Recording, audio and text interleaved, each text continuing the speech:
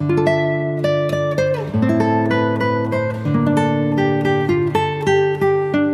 Guys, welcome back to my channel. So guys, आज मैं आपके लिए लेके आया हूँ साउंड ऑफ मैजिक के एपिसोड 5 के एक्सप्लेनेशन। अगर आपने इससे पहले के एपिसोड नहीं देखे तो आप उन्हें हमारे चैनल पे जाके देख सकते हो, और साथ ही में मैं उन वीडियो के लिंक नीचे डिस्क्रिप्शन में भी दे दूंगा, तो आप उन्हें भी चेकआउट कर सकते हैं। और मैं आपको रैंडम सीन हटाकर मेन स्टोरी के हिसाब से एक्सप्लेन करूंगा।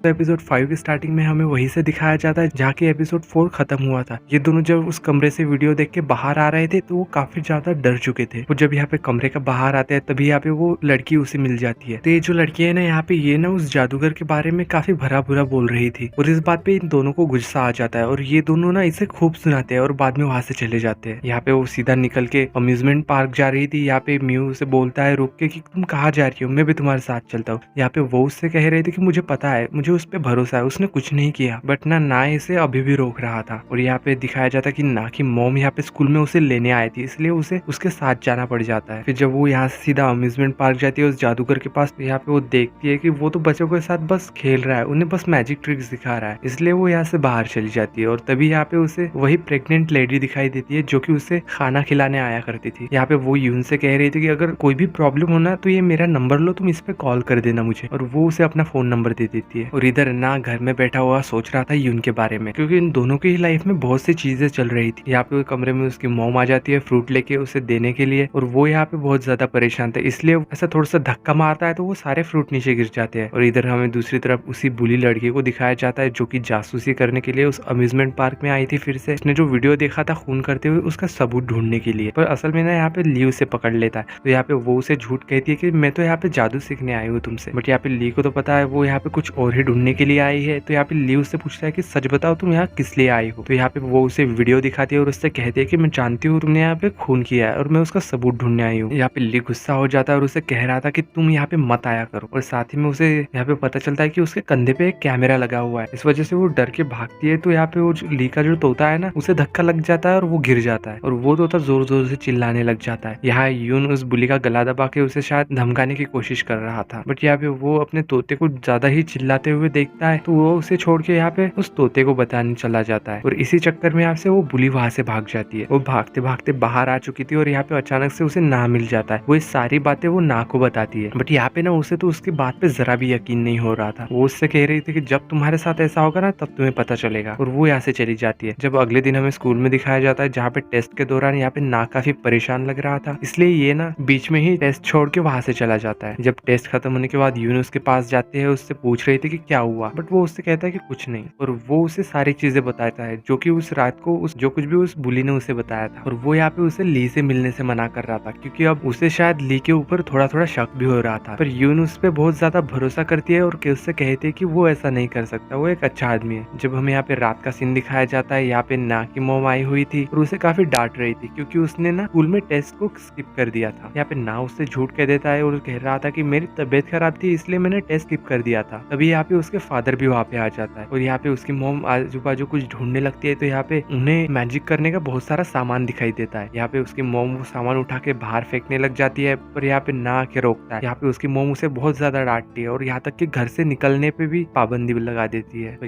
ये कहा मानने वाला था। जब रात हो जाती है ना, वो घर से भाग जाता है और भागते हुए सीधा अम्यूजमेंट पार्क में आता है, बट यहाँ पे तो कोई भी नहीं था। और यहाँ पे अचानक से उसका सिर भी घूमने लगता है, तो वो यहाँ पे बेहोश हो जाता है। फिर जब यहाँ पे उसके होश आता है तो वो देखता है कि वो बहुत साल आगे आ चुका है, यानी कि फ्यूचर में, और वो काफी बड़ा बिजनेसमैन और रिच आदमी बन चुका है। और तभी यहाँ पे पता नहीं इसका दिमाग फिर से घूम जाता है और वो अचानक से कहीं गार्डन यानी सुनसान जैसी जगह पे आ जाता है जहाँ पे चारों तरफ येलो कलर के फ्लावर्स थे। और यहाँ पे वो देखता है कि यहाँ पे यून और ली भी थे साथ में। वो उनके पास जाने की कोशिश तो कर रहा था, पर लेकिन अचानक से फिर से वो प्रेजेंट सीन में आ जाता है। और जब यहाँ पे आंखें खोल के देखता है तो किसी ने उसके ऊपर काला कपड़ा डाल दिया था और उसके चारों तरफ यहाँ पे ड्राइंग बनी हुई थी फूलों की। फिर जब हमें यहाँ पे सीन शिफ्ट होकर दिखाया जाता है एक ओल्ड लेडी पे, जिसका पीछा एक आदमी कर रहा था काला कपड़ा पहने हुए, यानी कि वैसे जादूगर जैसे कपड़े थे। तो वो उस लेडी से कह रहा था कि क्या तुम्हें मैजिक पे यकीन है, बट यहाँ पे वो दादी माँ तो उसे पागल कह देती है। और ये जो आदमी है ना उसे मार देता है और उसका पर्स लूट के वहां से भाग जाता है। और इस वजह से यहाँ पे फिर अगले दिन ना ली को ढूंढने लग जाती है पुलिस, क्योंकि उन्हें लग रहा था कि शायद उसने किया होगा। पुलिस यहाँ पे स्कूल में भी आ जाती है, यहाँ पे यून से पूछताछ करती है और उससे यहाँ पे पुलिस उसे बता रही थी कि कल उस जादूगर ने ना